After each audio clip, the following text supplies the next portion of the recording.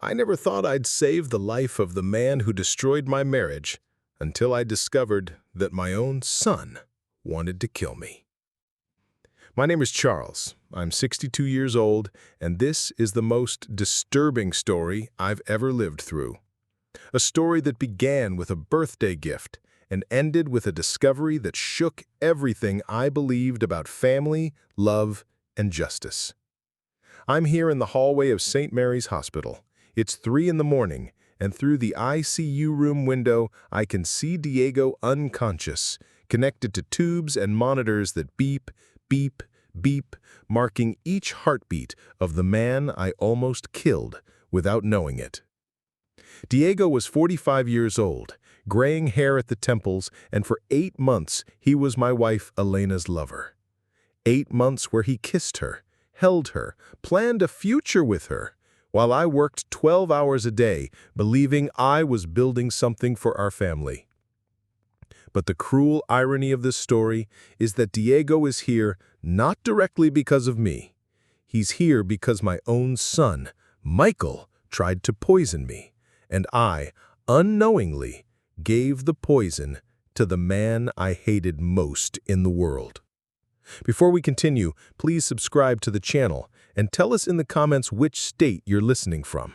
To understand how we got here, I need to go back 6 months in time, to the day my life fell apart for the first time. It was a rainy Thursday in March when my phone rang at 2:30 p.m. On the other end of the line, a formal voice told me the words no husband wants to hear. "Mr. Charles, your wife Elena was in an accident. Can you come to the hospital immediately?" Elena had crashed her car into a tree on Highway 101. The impact was so severe that she died instantly. 23 years of marriage, a lifetime plan together, gone in a fraction of a second. During the funeral, Michael could barely look at me. My son had always been closer to his mother, and I knew that somehow he blamed me for the accident. "If you hadn't fought with her last night, she wouldn't have left the house upset," he told me at the cemetery, his eyes red from crying. He didn't know that our fight had been about Diego. 3 weeks before the accident, I had accidentally discovered Elena's affair. It was when she forgot her phone at home and received a message that froze my blood. "Love, I can't stop thinking about you. Diego." I confronted Elena that night. She cried, apologized, said she was going to end everything. "Charles, I made a terrible mistake, but I love you. Please give me a chance to fix this." For 3 weeks, we lived in terrible tension. I couldn't get the image of her kissing another man out of my head, and she was constantly nervous, promising she would break up with Diego, but always finding an excuse to postpone it. The night before the accident, we had our last fight. "Elena, either you end it with him tomorrow or I'm filing for divorce." She left the house crying, slamming the door. Those were the last words we exchanged. The next day, she died on her way to meet Diego. According to what police investigated later, she was going to end the relationship. The last messages on her phone confirmed it. "Diego, I need to talk to you in person. I can't continue with this anymore." But Michael never knew this. To him, I was simply the rigid father who had made his mother leave the house crying on the last day of her life. The loneliness after Elena's death was devastating. I started taking antidepressants, went to therapy twice a week, and practically didn't leave the house. Michael rarely visited me, and when he came, it was clear that our relationship was destroyed.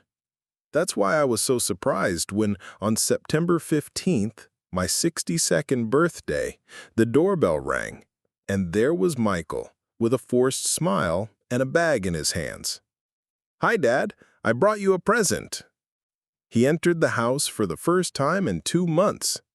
The bag contained a bottle of 25-year-old Scotch whiskey, one of those that cost more than $1,000.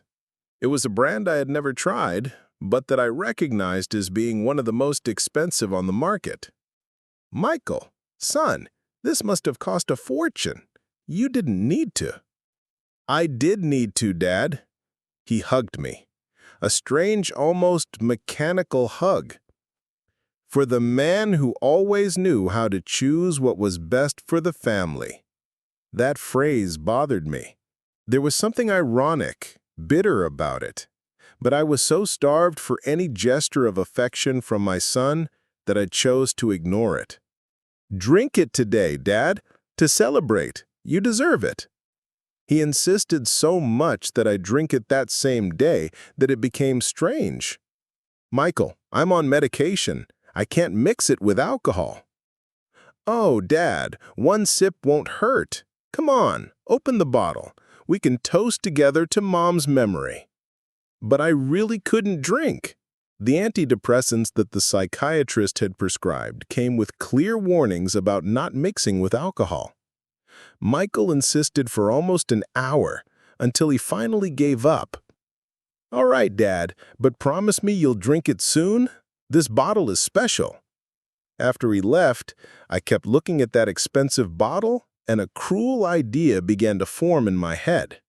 During the 6 months since Alina's death, I had avoided any contact with Diego, but I knew where he lived, knew where he worked, knew even which bar he frequented. In a small town like ours in Oregon, it's impossible to hide these things. Diego was an engineer, had worked at the same company for 15 years. He had an apparently normal life, except for the fact that for 8 months he had an affair with a married woman who died on her way to break up with him. I constantly wondered if Diego felt guilty, if he thought about Elena, if he knew she was going to end everything the day of the accident. These questions ate at me inside, and suddenly, looking at that expensive bottle of whiskey, I saw an opportunity to get some answers. I picked up the phone and called Diego. It was the first time we had spoken since before Elena's death. Hello? Diego, it's Charles, Elena's husband.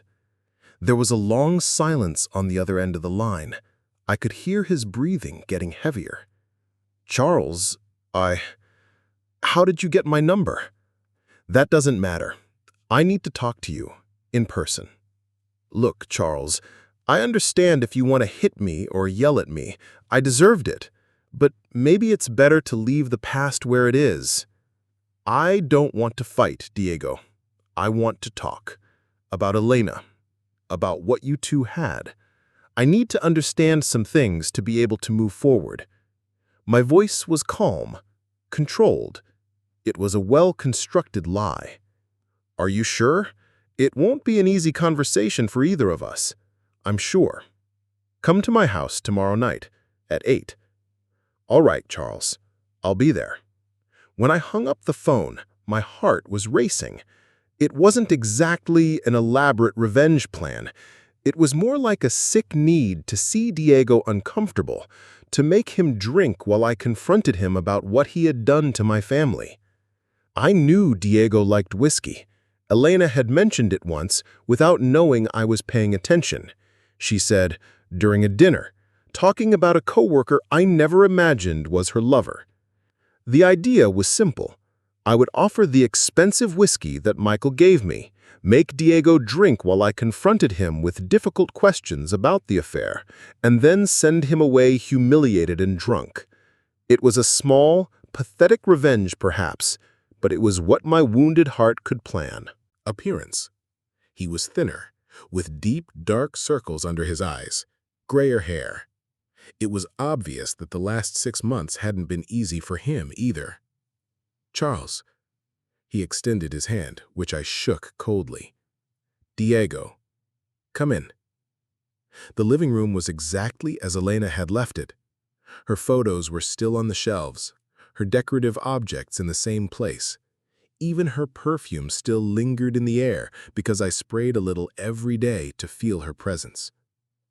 Diego looked around with an expression of obvious discomfort. His hands were shaking slightly. Sit down. I pointed to the armchair that faced the sofa where Elena used to watch TV.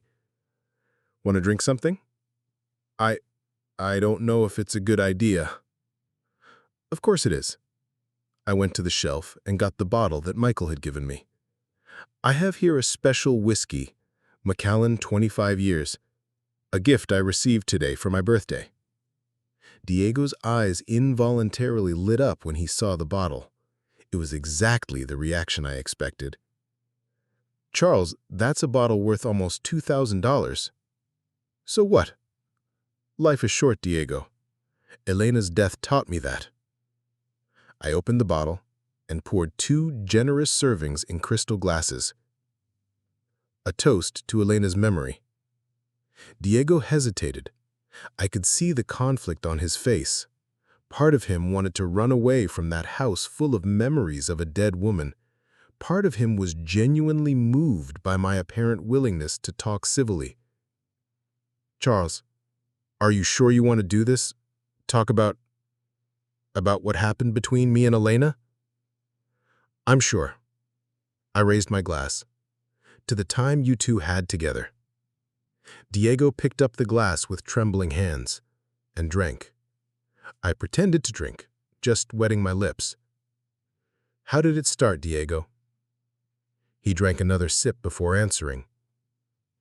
It was at the engineering conference in Portland, last March. Elena was representing her company. I was representing mine. We stayed at the same hotel, and you seduced her. It wasn't like that, Charles. It was natural. We talked at the hotel bar.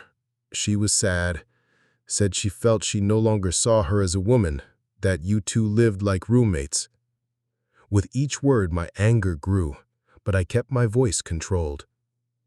And you thought you could console her? I fell in love with her, Charles. I know it's wrong to say this to you, but it's the truth. Elena she was special, intelligent, funny, caring. She was my wife. She was, and she felt invisible in her own marriage. That hit me like a punch to the stomach because I knew there was truth in those words. In recent years, Elena and I had grown apart. I worked too much. She felt neglected. It didn't justify the affair, but I understood how it all started. Was she going to break up with you the day of the accident? Diego stopped with the glass halfway to his mouth.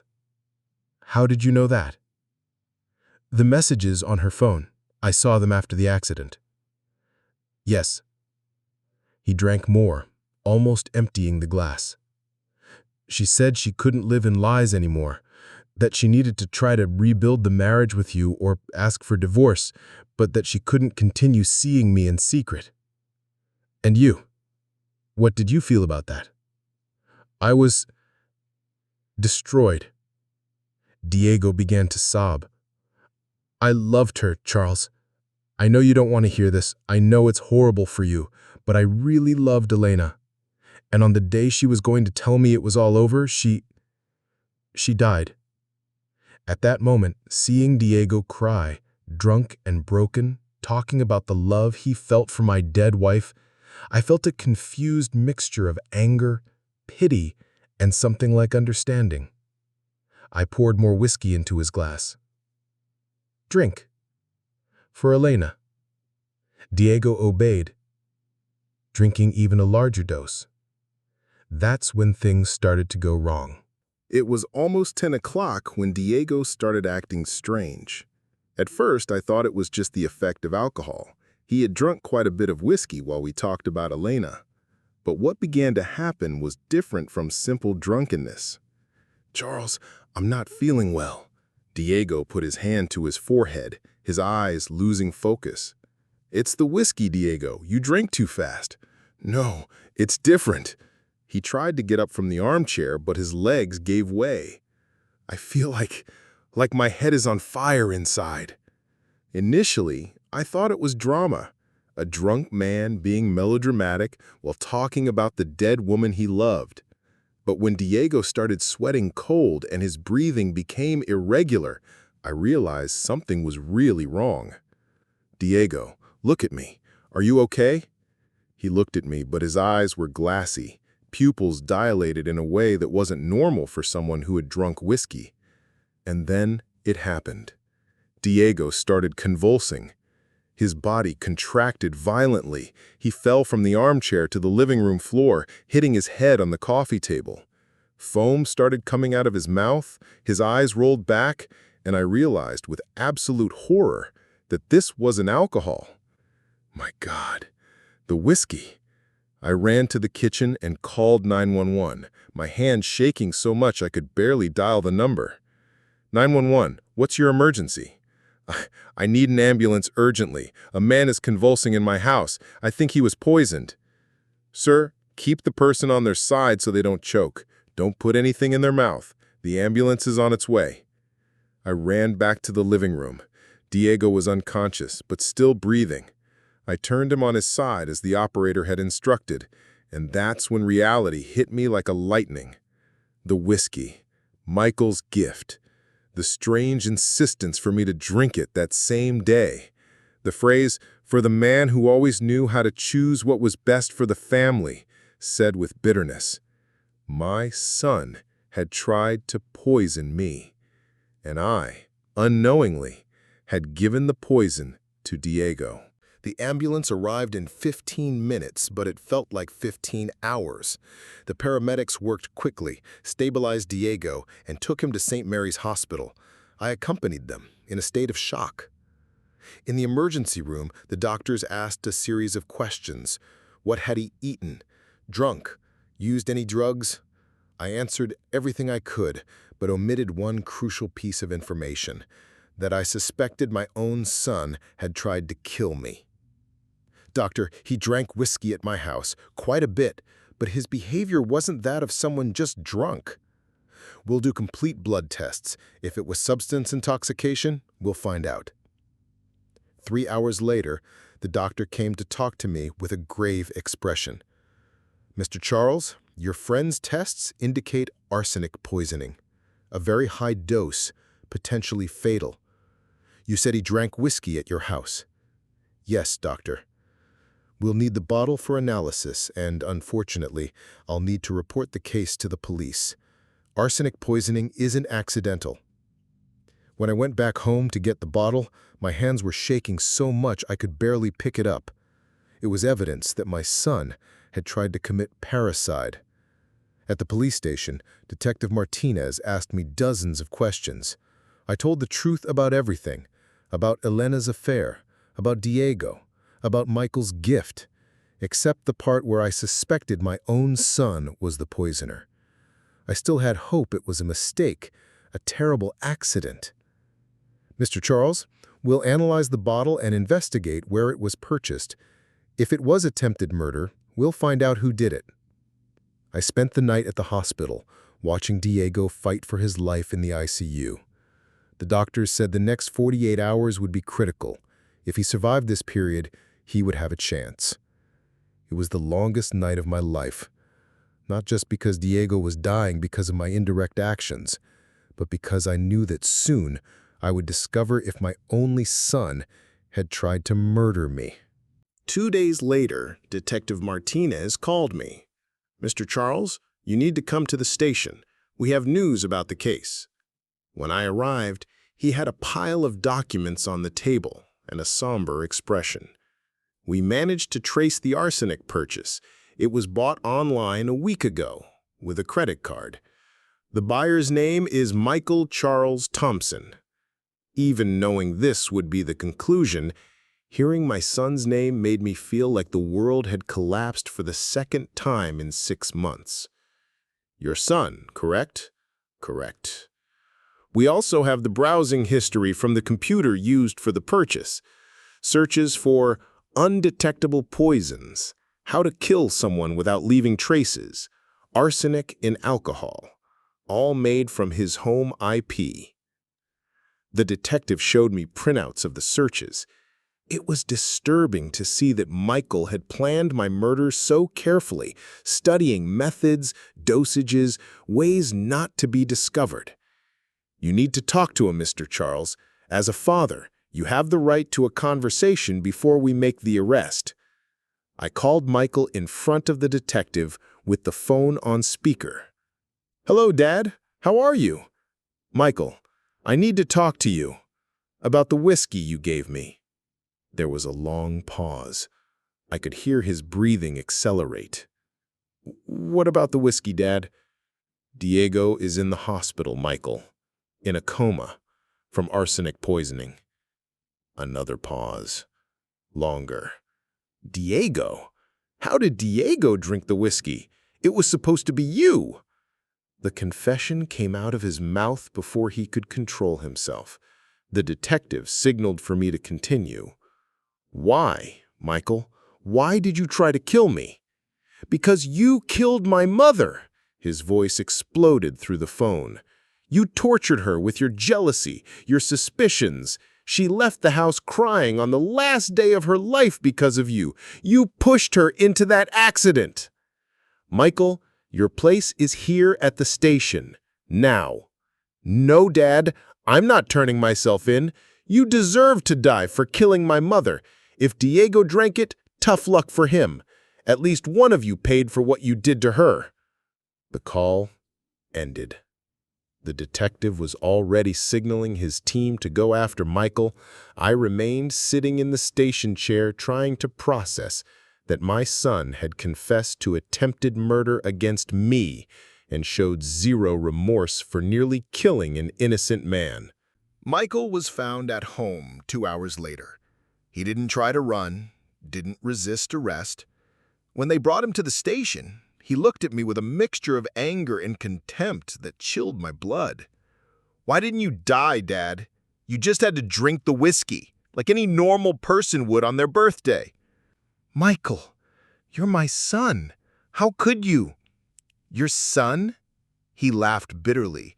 "You stopped being my father the day you tortured my mother with paranoia. She told me everything, Dad. How you went through her things, how you accused her of cheating every week, how you turned her life into a hell of suspicions." "But she really was cheating, Michael.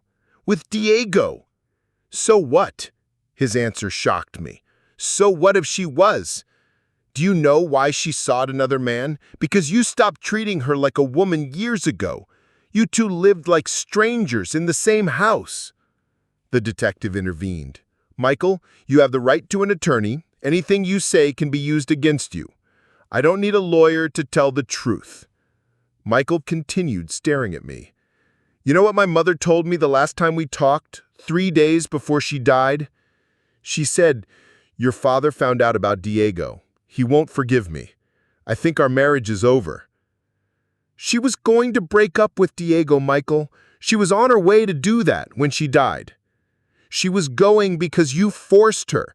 You gave her an ultimatum. Either she ended it or you filed for divorce. She didn't want to break up with Diego, Dad. She wanted to separate from you. But you pressured her so much that she decided to try to save a marriage that had been dead for years." Those words hit me like stab wounds. "How do you know this?" "Because she called me crying on her way to meet Diego. It was the last conversation we had. She said, 'Michael, I'm going to break up with Diego today, but not because I want to. It's because your father is forcing me. He said if I don't end it, he'll file for divorce and tell you everything. I don't want you to hate me.'" My world collapsed for the third time. Elena wasn't going to break up with Diego out of love for me or repentance. She was going because I had emotionally blackmailed her, using our son as leverage. She was crying so much on the phone she could barely drive. She said she loved Diego, but couldn't destroy our family. And 15 minutes after that call, she crashed the car and died. "Michael, you killed my mother with emotional blackmail, Dad. She died driving in tears because you forced her to choose between the man she loved and the family she didn't want to destroy. And I decided you should pay for it." The silence in the station room was deafening. The detective, the clerks, everyone seemed uncomfortable with the brutal family revelation happening there. "That's why you bought arsenic." "That's why I bought arsenic," Michael confirmed coldly. "I researched for weeks the best way. Arsenic dissolves easily in alcohol, has no taste, and you always like to drink whiskey on your birthdays. It was the perfect plan. And Diego, he was innocent in all this. Michael shrugged. Tough luck he drank something that wasn't meant for him. But thinking about it, he was also to blame. If he hadn't gotten involved with a married woman, she wouldn't have died. His coldness scared me more than the murder attempt. My son had become a stranger, someone capable of justifying murder with twisted logic. 3 days later, Michael was formally indicted for attempted murder. Diego had come out of the coma, but was still weak and recovering slowly from the effects of the arsenic. The doctor said he would have permanent liver and kidney damage. I was torn between two impossible realities. My son had tried to kill me, but part of me understood why. I had really forced Elena into an impossible choice. My emotional blackmail had contributed to the accident that killed her. Michael's lawyer approached me. "Mr. Charles, your son could get up to 20 years in prison. Qualified attempted murder by poison against an ancestor. But if you don't testify against him, or if you testify favorably saying he was disturbed by his mother's death, we can get a lesser sentence. And if I testify against him, then he gets the maximum sentence. The father himself, being the main prosecution witness, is devastating for any jury." I spent days trying to decide. I visited Diego at the hospital, where he was slowly recovering. During one of these visits, he surprised me with a question. "Charles, is your son going to be arrested?" "Probably." "For how long?" "It depends on my testimony. I can help reduce the sentence, or I can make him get 20 years. Diego was silent for a long time, looking at the hospital room ceiling. "You know I almost died, right? The doctor said if you hadn't called the ambulance quickly, I wouldn't be here." "I know." "And you know it was you who saved my life, even unintentionally." "I know that too." "Elena told me once that you two had a son. She said he was the most important thing in her life, more important even than our relationship." "Where are you going with this, Diego?" "I want to say that I'm not going to sue your son, and if you want my opinion, I think you should testify in his favor." That shocked me. "Why?" "Because he lost his mother and is about to lose his father too. Because people do terrible things when they're destroyed by pain, and because, deep down, he was right about one thing." "About what?" "About you contributing to Elena's death. She really was going to meet me against her will, Charles. She loved me, and you forced her to choose. I'm not saying you caused the accident, but you understand what I mean." Diego was right, and hearing this from the very man who almost died because of my decision made me realize something fundamental. We were all guilty in some way. Me for blackmailing Elena, Diego for getting involved with a married woman, Michael for trying to murder his own father, and Elena was the only real victim of this whole story. "Diego, can I ask you a question?" "Sure." "Did you really love her, Elena?" He smiled sadly. "More than anything in my life. And what hurts me most is knowing she died feeling forced to break up with me. The last words she said to me were in a message. 'Diego, this is going to hurt both of us, but I need to do what's right for my family.' She didn't want to leave me, Charles. She wanted to leave you." For 2 weeks, I thought about the conversation with Diego. I visited Michael in jail a few times, and with each visit he was more bitter, more convinced he had done the right thing. "Dad, are you going to testify against me?" "I don't know yet, Michael. If you do that, you'll be choosing the side of the man who destroyed our home instead of your own son." Michael, you tried to kill me. You put arsenic in my birthday gift. And I'd do it again. His answer chilled me. You killed my mother as surely as if you had driven the car into that tree. Seeing my son with so much hatred in his heart, so convinced of his own distorted version of the facts, made me make a decision I never thought I would make. On the day of the trial, when they called me to testify, I looked at Michael in the defendant's chair. He was thin, pale, but still stared at me defiantly. "Mr. Charles," said the prosecutor, "do you confirm that it was your son Michael who gave you the poisoned whiskey bottle?" "I confirm." "And are you certain that he knew the drink was poisoned?" "I am absolutely certain." "Would you recommend clemency for your son, considering his emotional state after his mother's death?" I looked at Michael. He was watching me, expecting me to save him like any father would. I looked at Diego, who was in the gallery as a witness, still weak but present. I looked at the photo of Elena that I carried in my wallet. "No, Your Honor, I do not recommend clemency." The impact of my response echoed through the courtroom. Michael looked at me with an expression of absolute shock and betrayal. My son committed premeditated attempted murder. He researched, planned, and executed a murder attempt against his own father. He almost killed an innocent man in the process. The fact that he is suffering does not justify what he did. "Dad," Michael murmured, but I continued. "I failed as a husband. I indirectly contributed to my wife's death with my actions. But the answer to that guilt is not more violence, more death. My son needs to pay for what he did and needs to understand that pain doesn't justify murder." Michael was sentenced to 15 years in prison. Today marks exactly 1 year since Elena died. 6 months since Michael was imprisoned.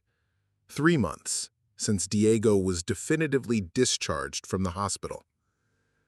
I'm here at the cemetery, in front of Elena's headstone, trying to find the right words to say goodbye to a life that no longer exists.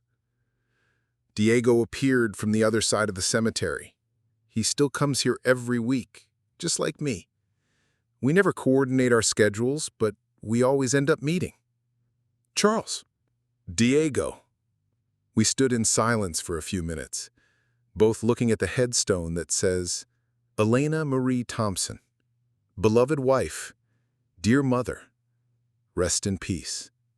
"How's Michael?" Diego asked. "He doesn't talk to me. Says I chose the enemy's side. And you? How are you dealing with that?" "One day at a time. Therapy 3 times a week. Trying to understand how we got here." Diego offered me a small bottle of water. "For her." Each of us poured some water on the flowers we had brought. It was our unofficial ritual. The betrayed husband and the lover who almost died, paying tribute to the woman both had loved. "Charles, can I tell you something?" "Go ahead." "You did the right thing at the trial. I know it must have been the hardest decision of your life, but it was the right thing." "Sometimes I'm not sure." "I am. Michael needed to understand that pain doesn't justify murder.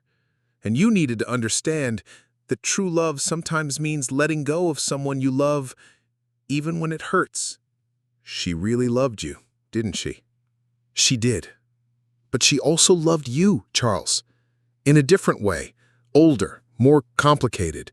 She was torn, and that was killing her inside. Do you think she would have stayed with you if I hadn't given the ultimatum?" Diego thought for a long time. "Honestly, I think she would have tried to stay with both of us forever. She couldn't hurt anyone. That was her nature." It started to rain lightly. Diego opened a small umbrella and offered me protection. It was surreal. The man who almost died because of me, protecting me from the rain while we visited the grave of the woman who connected us forever. "Diego, thank you." "For what?" "For not suing Michael, for forgiving me, even though I don't deserve it, for being a better man than I was." "Charles, We all failed. I failed when I got involved with a married woman. You failed when you forced Elena into an impossible choice. Michael failed when he decided murder was justice. But what matters now is how we're going to live with these failures. 3 years have passed since Elena's death. 2.5 years since Michael was imprisoned. Diego and I developed a strange friendship based on shared pain and the memory of a woman we both loved.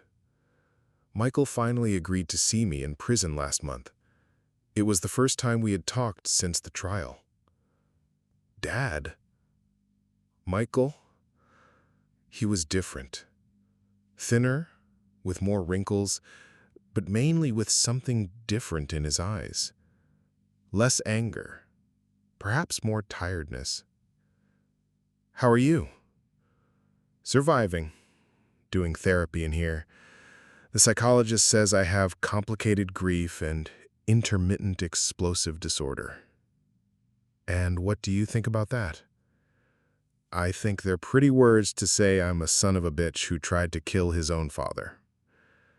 We laughed, without humor. It was the first time in years we had shared anything resembling a moment.